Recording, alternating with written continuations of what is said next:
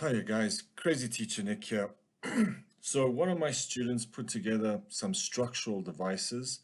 So I said I'd pop them into a video.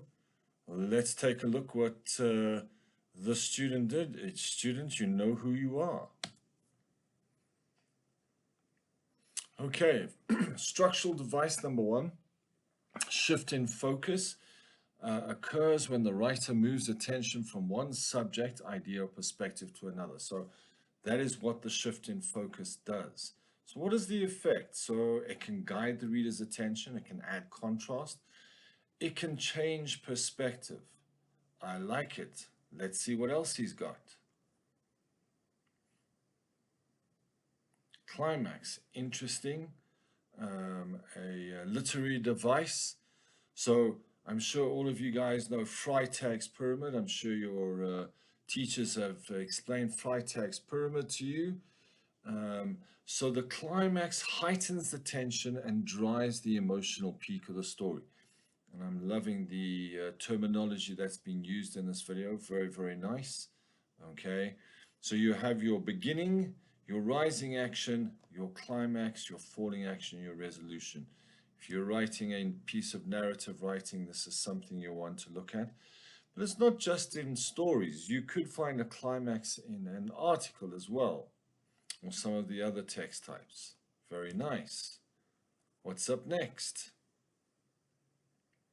Contrast, really, really important as a structural device, okay, where you got two different things that contrast with each other. It's opposite to each other. And he says it is used to emphasize themes and messages as well as challenge perceptions. I like it. That's a good structural device. Keep your eyes open for it. Okay. Single sentence paragraphs, very effective, okay? Used to emphasize or used for emphasis, clarity, or to create a pause in the text, absolutely correct. And a single sentence paragraph, the effect is it controls pacing and makes the key ideas stand out for greater impact. I like it, great terminology, well put together, very, very nice. What else you got?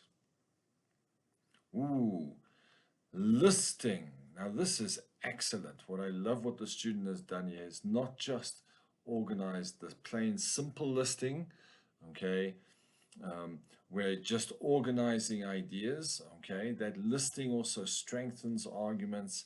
It enhances the description by listing multiple elements in a structured and impactful way. Again, great vocabulary. And I like what he's done here. This is the kind of thing your examiners would be looking to see. So what is anticlimactic listing? Or simple listing, your straightforward list of items, which is what most students see. Climactic listing, so lists ideas in increasing intensity, absolutely spot on.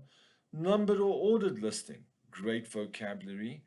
Oh, now we're getting spicy. Syndetics, I'm assuming from Syndeton listing. A grammatical structure that uses conjunctions to list items in a list, to link items in a list. I like it. Ascendentic, good. A list of items that is not joined by conjunctions like and, very. And then of course your polysyndentic listing, a list of items in a sentence that are joined by repeated conjunctions such as and. Very nice, I like it. Okay, the vocabulary is good, the idea is brilliant.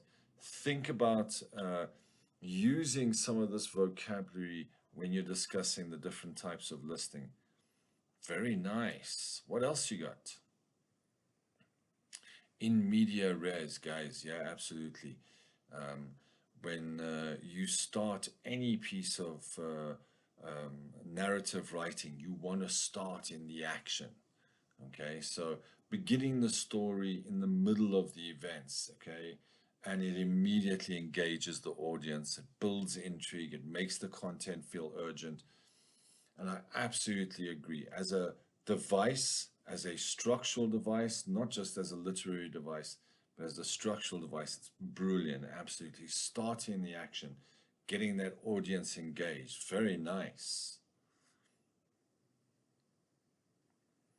Okay, what is a flashback and why is it used? So we know that a flashback is a literary device that interrupts the chronological flow of a story to present the events from the past. So very, very clever. So you can start in media res and then flashback. So you've got two great devices there.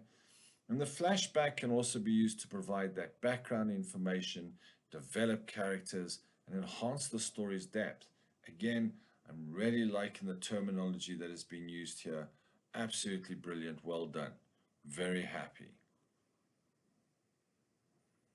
What is the effect of a cyclical structure and why is it used? Now, we know examiners love cyclical structure in any text, okay? Blogs. I saw a wonderful diary entry done by one of my students where they used this very clever cyclical cycle, which you wouldn't expect, but it would worked very, very well. So what is that cyclical cycle? That is the opening.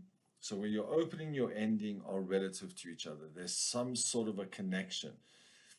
It emphasizes the key themes. It deepens the emotional resonance. I'm loving the vocabulary here. And it creates a sense of balance in the text and might even encourage reflection in your reader. Structural device, very, very clever. Keep your eyes open for it. Very nice.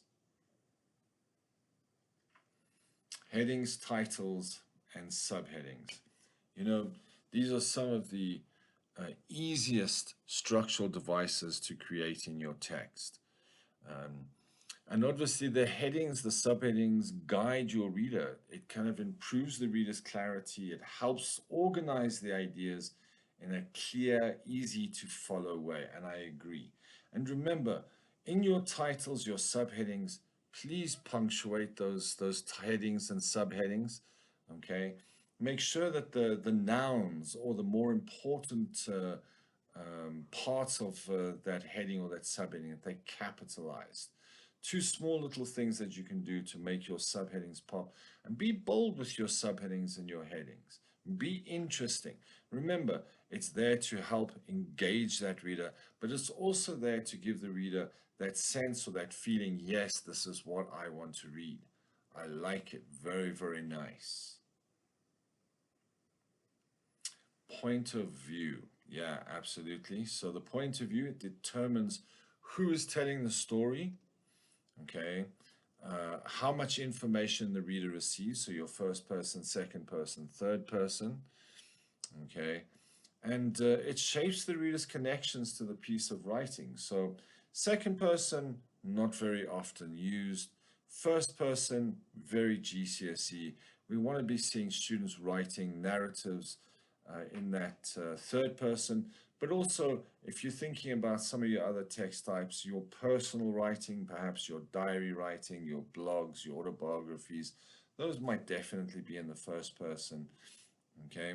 Again, if you know your conventions, you should be well aware of which text types would normally be written from what point of view. But do not be a slave to them. You can play around with these as well. I just always advise students, be careful of that second person point of view. It can be tricky. Okay, excellent. Exams are right around the corner, guys. And I got to say thank you to the students. I think the vocabulary in that was absolutely brilliant. Vocabulary is really, really important. So learning the vocabulary, learning how to use that language is absolutely vital. And I really appreciate you sharing that with me and with all the students around the world. And I agree with all of them. Absolutely brilliant. So for those of you writing in a couple of days, I wish you guys the best of luck and rock on.